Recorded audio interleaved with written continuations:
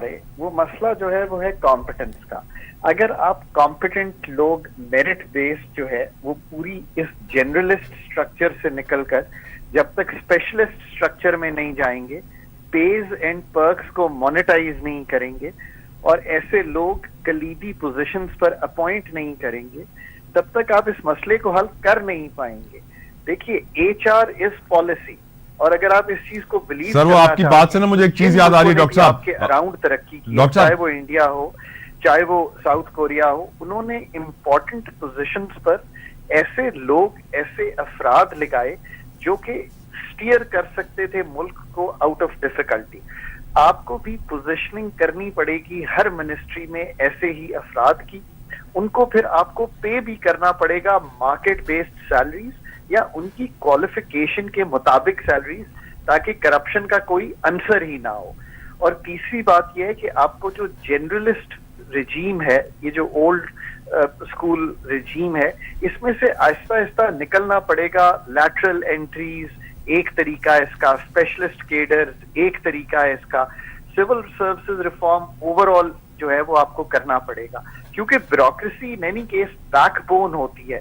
ہماری بیوروکریسی میں چونکہ ایک انرشیا بھی بہت گہرا ہے, اور جو ایف پی آر ہے وہاں پہ تو اسپیشلی ایک چیز جو میں نے دیکھی ہے, مثلا آپ یہ سوچئے نا کہ آپ نے پچھلے 5-6 سال میں اسی طرح 5-6 چیئر پرسن جو ہیں وہ چینج کرتی ہیں. اگر آپ ایک انسان کو کوئی بھی ہو, وہ خاتون جن کو موقع ہی نہیں دیں گے 2 سے 3 سال پلان کر کے ایف پی آر کو بدلنے کا, تو آپ ہمیشہ ریلائنٹ رہیں گے آؤٹ سورس تھنکنگ پہ. میں آج بھی سمجھتا ہوں کہ جس دن ہم یہ فیصلہ کر لیں گے کہ پاکستان کی تقدیر کو پاکستان کے ڈاکٹرز نے ہی لکھنا ہے اور بدلنا ہے, تو ہم اس طرف جائیں گے. ابھی بھی ہماری تھنکنگ آؤٹ سورسڈ ہے, ہم ملٹی لیٹرلز پہ, کنسلٹنٹس پہ, کنسلٹنسیز پہ ریلائی کرتے ہیں بڑا ہیویلی. ریسرچ آؤٹ سورسڈ ہے. یہ سب کچھ آپ کو پاکستان میں واپس لانا پڑے گا. جن ملکوں نے یہ کام کیا ہے, they put in positions of leadership those people جو چینج ایجنٹس ہوں, تو ضرور پاکستان میں آپ کو 3 سے 5 سال میں ہی تبدیلی جو ہے بڑی کلیئرلی دکھائی دینا شروع ہو جائے گی. بالکل آپ صحیح فرما رہے ہیں. I am sure sir problem یہ بھی ہے ڈاکٹر صاحب کہ جب پولیس بھی چوروں کے ساتھ مل جائے تو پھر چور پولیس کا کھیل جو ہے وہ مل کر ہی کھیلا جاتا ہے. یقیناً ڈاکٹر صاحب اساں سمجھائے چھڑیا, لائن ڈراپ تھی وئی आहे, پر ایٹ دی سیم ٹائم मां सम्झा थो कि इकोनॉमी मैशत जी ॻाल्हि कजे त ईरानी सदर जो जेको दौरो आहे हिन जे करे अमेरिका ऐं इज़राइल ॿिन्हिनि जी अखियूं हिन महिल पाकिस्तान ते अची वयूं आहिनि, छो जे करे हो बि चाहींदा कि जीअं ईरान डिप्लोमेसी करे करे पंहिंजा तालुकात ऐं पंहिंजो पाड़ेसरी थियण जे करे फ़ाइदो खणे थो ऐं पाकिस्तान अचे थो पंहिंजा तालुकात वधाए थो, उअं ई अमेरिका ऐं इज़राइल बि कनि. हिकिड़ी ॿियो इशू मां डिस्कस करणु चाहींदुमि, छो जे करे इकोनॉमी जी ॻाल्हि पई थिए त ॻाल्हि इहा आहे त असां विसरी विया आहियूं कि अलाह साईं क़ुर पाक में कहिड़ो मैसेज ॾिनो आहे. असां क़ुर पाक अरबी में पढ़ंदा आहियूं, सम्झंदा न आहियूं अलाह साईं कहिड़ो हुकुम थो ॾे. हिकिड़ो वॾो प्रॉब्लम आहे असांजी मईशत सां. असांजी मईशत अॼु सूद जे निज़ाम ते हले थी कंप्लीटली. पाकिस्तान कर्ज़ा वठे थो, उन ते सूद ॾिए थो, सूद खाइनि था माण्हू. माण्हुनि जी आदत थी वई आहे कि तव्हांखे अगरि सेफ लाइफ खपे त 2-3-4 करोड़ रुपया बैंक में रखी छॾियो, उतां इंट्रस्ट ईंदो. नेशनल सेविंग्स में रखी छॾियो, उतां इंट्रस्ट ईंदो, तव्हां वटि पैसा ईंदा रहंदा, तव्हांजो घर जो ख़र्चो हलंदो. असां इहो न सोचींदा आहियूं कि नबी करीम सल्लल्लाहु तआला अलैहि वसल्लम असांखे तिजारत जो हुकुम ॾिनो रोज़गार लाइ, न कि नौकरियुनि जो. असां नौकर ठही विया आहियूं, सूद खाईंदा आहियूं, खाराईंदा आहियूं. सूद इलाही आम थी चुकियो आहे. पाकिस्तान जी हिकिड़ी हिन महिल जेको नुक़सानु ऐं ख़तरे में आहे पाकिस्तान जी हिकिड़ी वॾी वजह इहा ई आहे कि असां सभु सूद जा आदी थी विया आहियूं. ऐं क़ुर पाक में वाज़े आहे कि सूद जेको आहे उहो इलाही नुक़सानदेह आहे. ऐं अॻिते हली करे प्रोग्राम में हुन ते बि असां डिस्कशन कंदासीं. इनफैक्ट मुंहिंजी टीम मुस्तफ़ा कमाल साहब, जंहिंजे करे आउं डिस्कशन कया पई, मुस्तफ़ा कमाल साहब अॼु पार्लियामेंट में फ्लोर ऑफ द हाउस जेका सूद जे हवाले सां ॻाल्हि कई तव्हांखे ॿुधाइणु चाहींदुमि. पोइ डॉक्टर ख़ाकान नजीब बि गॾु, हुननि सां कमेंट वठंदासीं. ॿुधो तव्हां बि.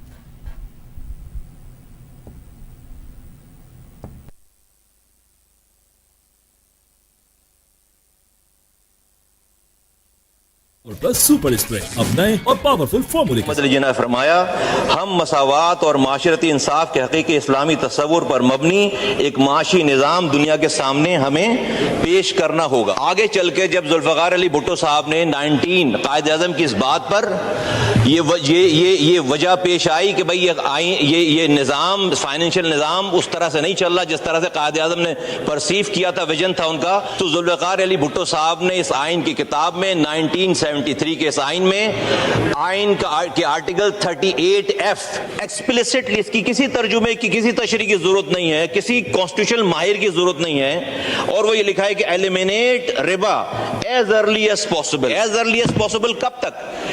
51 سال ہو گئے، 73 سال ہو گئے اس ملک کو بنے ہوئے، 51 سال ہو گئے اس آئین کو بنے ہوئے.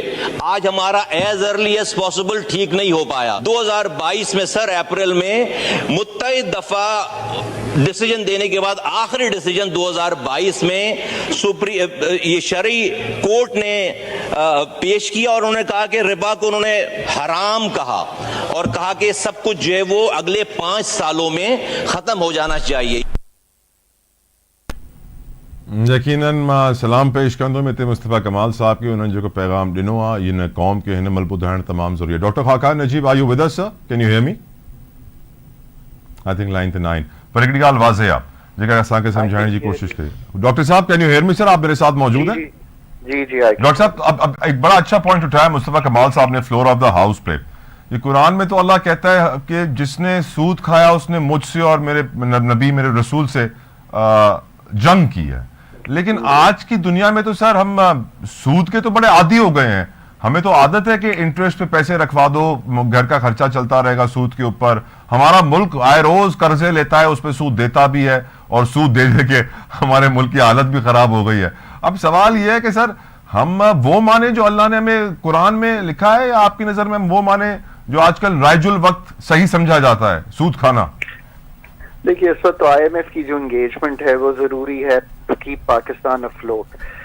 اگر آپ اتنے ڈالرز خود اپنی محنت کر کے ایکسپورٹس کو بڑھا کر ارن کرنا شروع کر دیں، اگر آپ اتنے ڈالرز ایگریکلچر کی پیداواری صلاحیت کو بڑھا کر بلو اکانومی یعنی کہ سمندر سے اتنی زیادہ آپ ایکسپورٹ کا پوٹینشیل نکال لیں، اگر آپ یہ 3 کام کریں اور اپنے یوتھ جو آپ کے آئی ٹی اور آئی ٹی ای ایس کے لیے یعنی کہ سروسز سیکٹر اوور آل کے لیے ایک ایکسپورٹ پوٹینشیل پیدا کر دیں، تو آپ کو بیرونی قرضوں کی جو ضرورت ہے وہ کم سے کم ہو جائے. ڈاکٹر صاحب ہم گندم کا ریٹ تو لگا نہیں سکتے، گندم خرید نہیں سکتے، گندم کے لیے بوریاں دے نہیں سکتے، آپ بڑی بڑی باتیں کر رہے ہیں، ہضم نہیں ہو رہی سر. کیسے کریں گے ہم یہ سب کچھ؟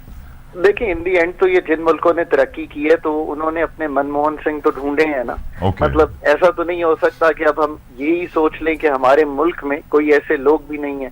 سو پہلی بات تو یہ ہے کہ میں نے جیسے گزارش کی کہ اپنی تھنکنگ واپس لیں اور یہ بلیو کریں کہ یہی محنت ہے، اس کے علاوہ کوئی اور طریقہ نہیں ہے.